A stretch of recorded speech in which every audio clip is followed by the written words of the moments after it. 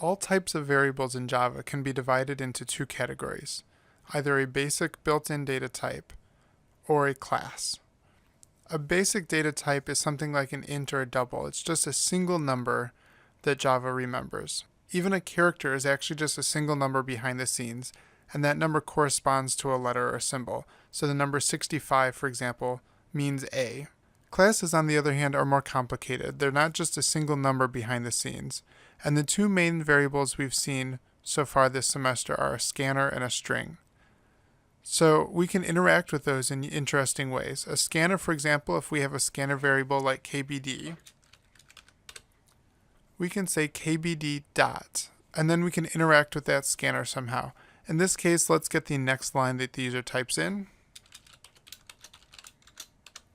We'll use kbd.nextLine. So that nextLine method is actually interacting with our scanner variable.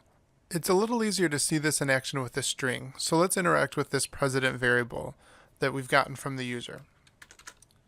We've seen so far we can do things like ask if president.equals, and that will let us compare our string to a different string.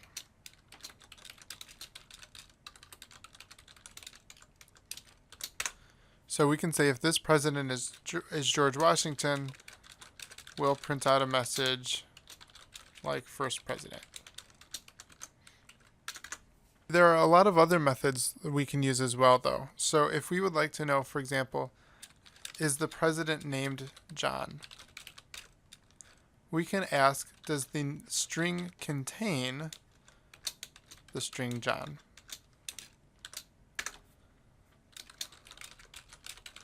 And display something appropriate. Hi, John. So we have a variety of methods we can use to interact with our variable because string is a class, not just a basic data type. We have a slight problem though, and that's if we have Andrew Johnson. Andrew Johnson is not named John, obviously, but that string does contain the word John, and contains is actually case sensitive, but it does have a capital H and a lowercase ohn. So it'll say hi John, even though it's Andrew Johnson. We might want to be a little bit more careful here, and instead of .contains, we can say does it start with, and I'm missing an S there, president.starts with. This will only be true if this string starts with the letters John. So Andrew Johnson is false. We don't get a message there, but John Adams is true. So we do get that message. Now let's say we'd like the president's last name. What we can do is find where the space is in their name. So I'm going to find index of space, and we do that using the method president.indexOf. That's going to search in the president string and look for whatever I'm asking it for. And so I'm going to ask it for a space. And let's start by just displaying that on the screen.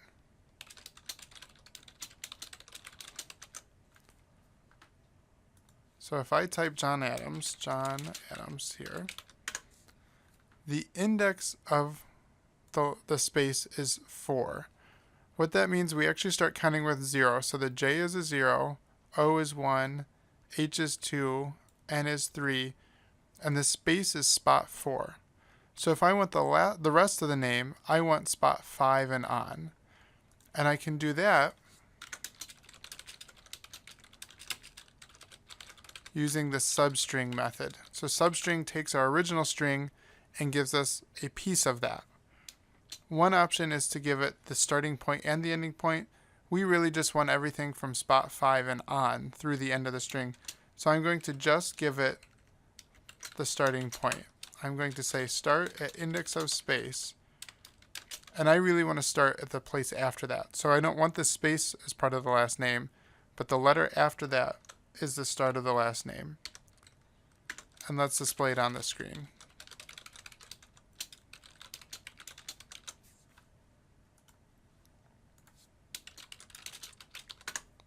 So great, that works perfectly for John Adams. We get an Adams there. Let's try it for someone else. How about Abraham Lincoln? So in this case, the space is at spot 7. Actually the 8th letter in here, because remember A is spot 0. So at spot 7 is a space. we get letter from spot 8 and on, and we get the full name Lincoln. This doesn't work perfectly if there's a middle name, John Quincy Adams, for example. We actually get Quincy Adams as part of this. So we could adjust it a little bit to see if there's another space if we've got the middle name as part of this, but we'll call this good enough for now.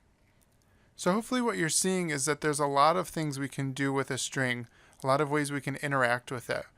And that's made possible because a string is not a basic data type, it's a class. And that means it has these methods. We can say with our variable president, we can say president dot. And then there's a whole lot of methods that we can use to interact with that string.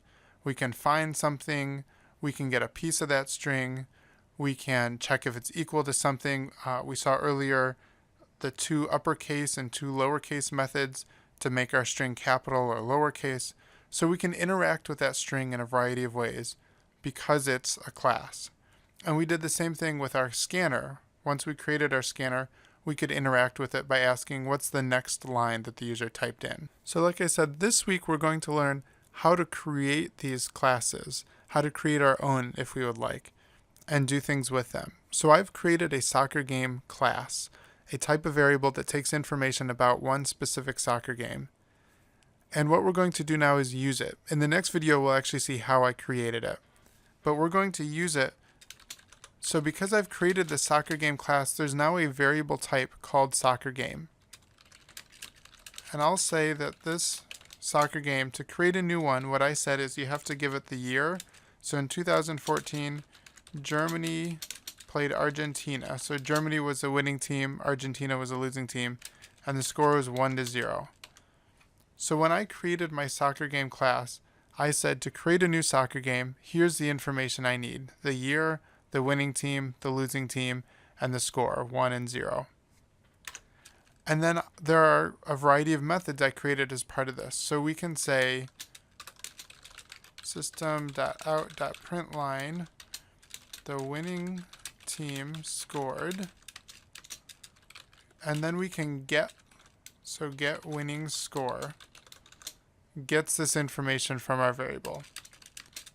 So the winning team scored, and it should in this case display 1 point.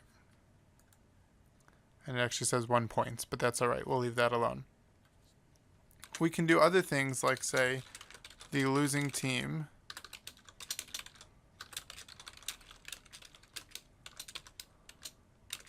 and we'll put in here game.getLosingTeam.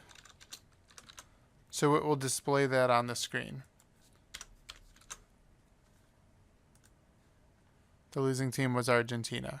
In addition to creating a soccer game variable and getting or accessing the information in that variable, we can actually change the information as well. So I'm going to say game.setLosingTeam.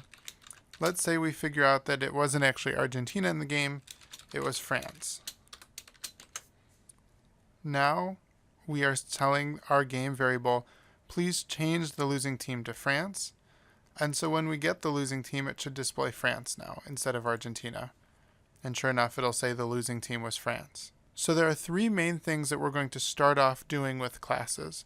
We're going to be able to create the variable. So once I've created my soccer game class, this type of variable, I want to actually be able to create a specific game.